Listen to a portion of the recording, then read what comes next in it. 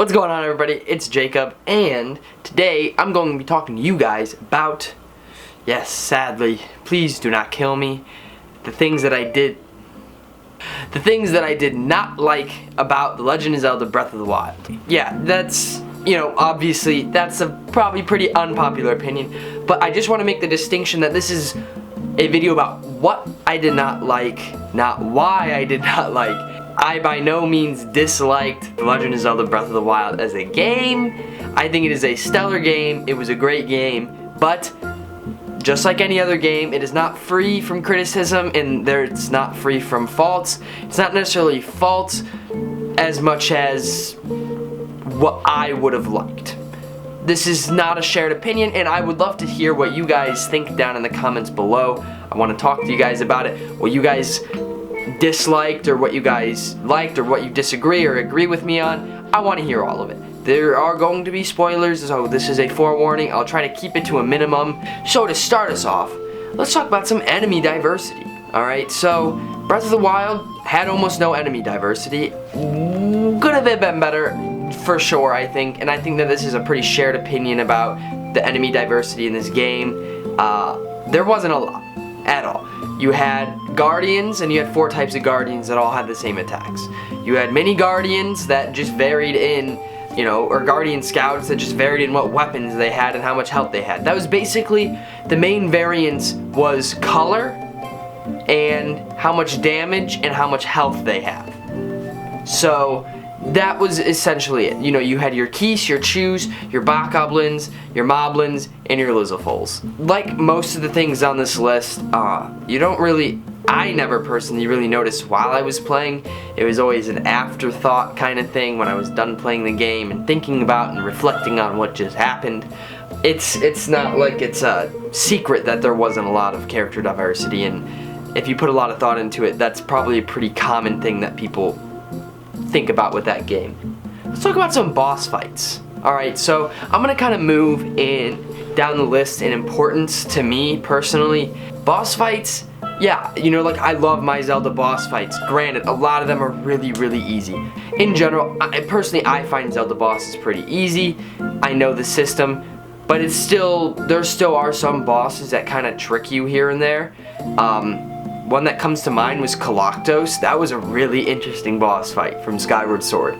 In this game, it was set up a lot like Dark Souls, where it was just you go up and you just try to hit it as much as you can, and I really wasn't a fan of that. Because it wasn't done as well as Dark Souls did it, because the bosses were generally really easy. You whipped out your bomb arrows and you just shot them as much as you could. Thunderblight Ganon was the only boss that was actually relatively difficult, and the only boss that resembled any other sort of Zelda boss was the Yiga Clan Master. And that was the only boss that had any sort of varying strategy to him. I mean, I guess Thunderblight Ganon had that one little stage with the metal rods. That was it, though. The bosses just they weren't that creative in my opinion. There weren't that many of them. There were only 6 bosses, including Ganon, and then the Yiga Clan Master that was just kind of more like a side boss to an extent. Next, let's talk about some dungeons. There are only 4 of them, and that really made me unhappy, I'm not gonna lie. When you play a game like Ocarina of Time, where you have like 8 and then 9 if you include Ganon's Castle, and same with Twilight Princess, I mean, Skyward Sword only had, what, 6, maybe 7, but it's better than 4, and I mean, I guess if you count Hyrule Castle in this one, there's 5, but it was still just, the bulk of the game was just 4 dungeons, and the dungeons were the Divine Beasts, and they were short, and they were small, and they were generally easy, and I personally didn't like it that much, I'm not gonna lie.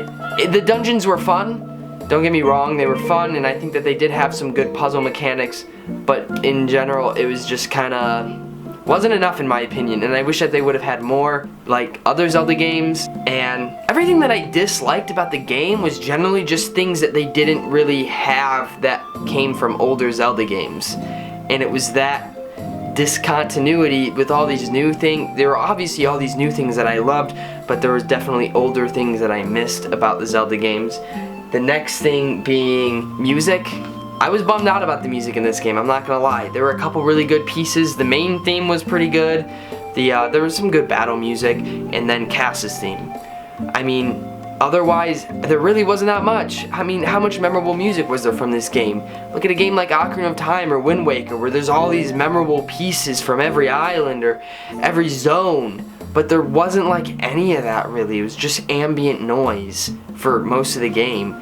And in some situations I thought that it fit, but in a lot of situations I wish that there was more music, because I thought that the music scene, I guess, in this game was very dry. There wasn't a lot.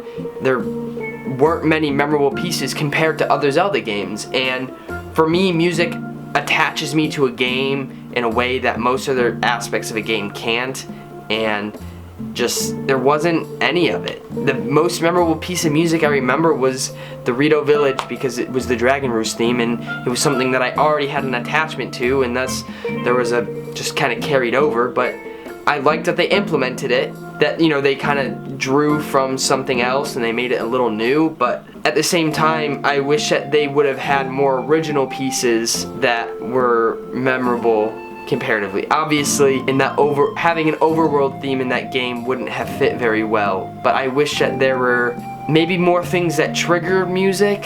I don't know. It's kind of hard to explain. Personally, I felt like I didn't have enough attachment to the game through music, and I wish that there was more of it. So the last two things, they kind of tie in together, and it's story and progression. Now, I can honestly say in this game, there is little to no progression of the game. After the Great Plateau, there's almost no progression besides getting better weapons, more hearts, and better armor. But there's no progression. You don't get new items. Obviously you get new armor, but you don't get new items. You don't really get any tools that necessarily directly progress you through the game, besides the abilities you get from defeating the divine beasts. And those are very passive abilities that, I mean, Revali's Gale is probably the best one on there because it just helps you explore. But you can get away with not having it, obviously, because you don't start with it and you don't need it to beat the game in any means. I don't even think I used it once while traveling Ganon's castle. So, yeah. I mean, just for the most part, the progression ties in with the story, because there's really no story progression either. There's no direct path that you have to follow to get to the end of the game, and that is opposite of every other Zelda game that has come out before. You know, you look at Twilight Princess was a very, very rigid game, and Skyward Sword was an even more rigid game. Honestly, they're all pretty rigid. They're rigid and they're linear, and you can't really stray from that path very much. Not to say that, I mean, personally, I like that in a game, and not to say that they could have ventured away from that a little bit, and I still would have loved it like they did in the original Zelda game. You can kind of go in more order as you discover things. I think I would have liked that, but I also still want some sort of thing that I can follow, because they set up this great story in this game, but they didn't develop it enough. You had the memories, but there were only 13 of them. And they didn't really explain that much in detail, and it just sucked because there was so much that they could have done with this game that they didn't do. I wish that they would have done more. They set up this great Zelda. This was probably the most complicated Zelda we had yet, like, as in character-wise. And there were times where I literally hated Zelda and I thought that she was a brat, and there were times where I was like, oh, well, Zelda is obviously this conflicted character that they don't develop. And that was the worst thing, because they set up so many great storylines. They gave you these characters, Mipha, Daruk, Revali. They gave you all these characters that you wanted to see, and they didn't do anything about it. And I wish that they would have just developed the story more and made the story more streamlined, because the way that they set up the game, they couldn't really make it a direct story, because you can go in whatever order you want, you can go wherever you want, and I love that about the game, but I think that they could have made it better in regards to following a more direct story. And a lot of that ties into the progression, because there was no progression to the story. After you'd finished the Great Plateau, you're just kind of thrown out in the world and you just kind of did whatever you wanted to do. And there were hints about maybe what you should have done, but generally there wasn't. It's really hard to explain. And I just want to make it like a clear point that everything that I've kind of said, like, none of this made me dislike the game by any means. It was still a great game. Is it my favorite Zelda game? I don't think it is. Is it a good Zelda game? Yes. Is it a traditional Zelda game? No. There's a lot of new things in Breath of the Wild, a lot of good things that I like that were introduced, But personally, I liked the open world, but I don't like the trend that games have been having where every single game is competing about who can have the largest open world game. Zelda has never been an open world game, and we all wanted it to have a large Hyrule that we can explore, but you can have a large Hyrule that you can explore without having to cut back on the linearism of the game. It's very tricky because, you know, obviously they wanted you to be able to explore everything at any point in the game, so they didn't want to give you items that help you progress. But I still think that they could have figured out a way to give you new items that just maybe made things easier, which is kind of what they did with the abilities. But don't think that they were creative enough with what they were trying to do in this game.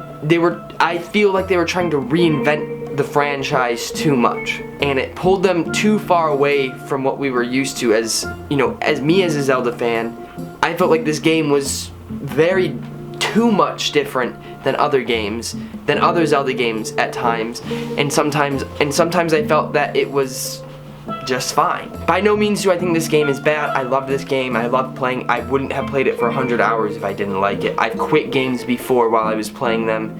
So obviously this passed the test and I enjoyed it, but it is not without its flaws, and there are definitely things that made me dislike it in some regards, but overall it was a fun experience. I did love playing the game. I'll probably end up playing it again one day, not anytime soon because that's 100 hours that I would have to put in again. Anyways, don't forget to watch part 2 of this video about what I liked. Trust me, there are a lot more things that I liked about this game than I disliked about the game. Be sure you watch that.